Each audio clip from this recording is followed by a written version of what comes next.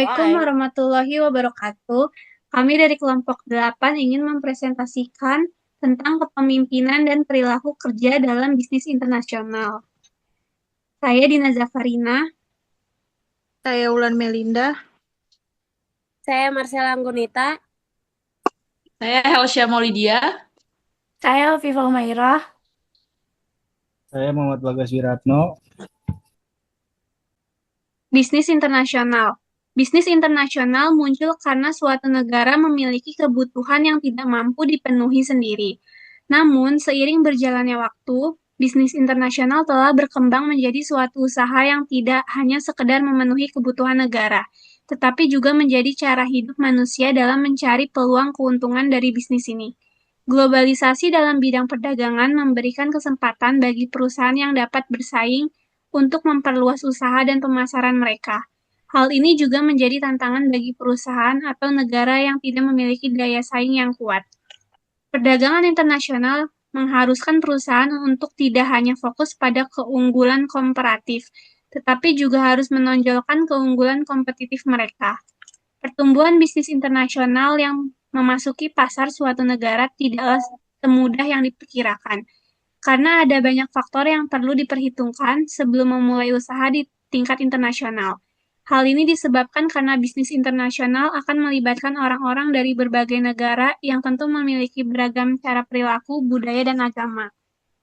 Selanjutnya ada dimensi-dimensi yang mempengaruhi perilaku individu. Yang pertama ada kepribadian, yang kedua ada sikap lintas budaya, yang ketiga ada persepsi dan stres, yang keempat ada motivasi. Budaya lokal atau lingkungan seseorang pada dasarnya mempengaruhi perilaku individu. Budaya setiap negara mempengaruhi sifat masyarakat. Berbagai budaya harus diperhatikan dalam konteks bisnis global karena berkaitan dengan cara bisnis dimulai, penempatan karyawan, dan peluang pemasaran di negara tersebut. Selanjutnya ada perilaku kerja dalam bisnis internasional. Perilaku kerja dalam bisnis internasional merujuk pada sikap, kebiasaan, dan cara individu atau sekelompok bekerja dalam lingkungan bisnis yang melibatkan berbagai negara dan budaya. Populasi tidak hanya mencakup orang, tetapi juga objek dan benda-benda alam lainnya. Contoh, cara bekerja dalam bisnis internasional adalah kemampuan seseorang karyawan untuk berkomunikasi dengan baik dengan rekan kerja dari berbagai negara. Misalnya menggunakan bahasa Inggris sebagai alat komunikasi global dan memperhatikan sopan santun serta profesional dalam berbicara. Selain itu, seseorang yang bekerja di lingkungan internasional juga harus terbuka terhadap perbedaan budaya, seperti menghormati adat istiadat dalam pertemuan bisnis, memahami perbedaan waktu dan hari libur di setiap negara, serta memperhatikan aturan berpakaian sesuai dengan norma budaya setempat. Seorang profesional juga harus mampu bekerja sama dalam tim yang terdiri dari orang dari berbagai negara, menjunjung tinggi negara kerjasama, toleransi, dan saling menghargai perbedaan pendapat. Perilaku seperti ini menunjukkan tingkat kematangan profesional yang diperlukan untuk menghadapi tantangan dan kesulitan dalam bisnis internasional. Selanjutnya ada kepemimpinan bisnis internasional, yaitu ada leadership, sense of direction, climate, positive teamwork. Yang ke-1 yaitu faktor kepemimpinan sangatlah penting, menandakan komitmen dan ketulusan tekad seorang pemimpin. Faktor ini merupakan salah satu faktor terpenting yang menentukan efektivitas kepemimpinan. Sangatlah penting bagi para pemimpin untuk menyesuaikan perilaku mereka dengan konteks orang-orang yang mereka pimpin. Selanjutnya ada tantangan dalam kepemimpinan bisnis internasional. Pemimpin di tingkat global menghadapi tantangan besar, mulai dari perbedaan bahasa, regulasi antar negara, hingga dinamika politik dan ekonomi dunia.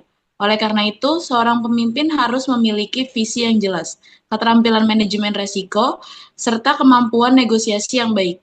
Ketangguhan dalam menghadapi tantangan ini akan menentukan keberlanjutan dan keberhasilan perusahaan di pasar internasional. Kelompok dan tim dalam bisnis internasional. Yang pertama ada mengembangkan struktur, yang kedua menetapkan norma-norma, yang ketiga kohesif, yang keempat mengidentifikasi pemimpin. Kelompok atau grup adalah kelompok organisasi, kelompok atau grup adalah kumpulan orang-orang yang bekerja bersama untuk mencapai tujuan yang sama. Sedangkan tim adalah jenis tertentu dari kelompok yang bertanggung jawab untuk bekerja sendiri.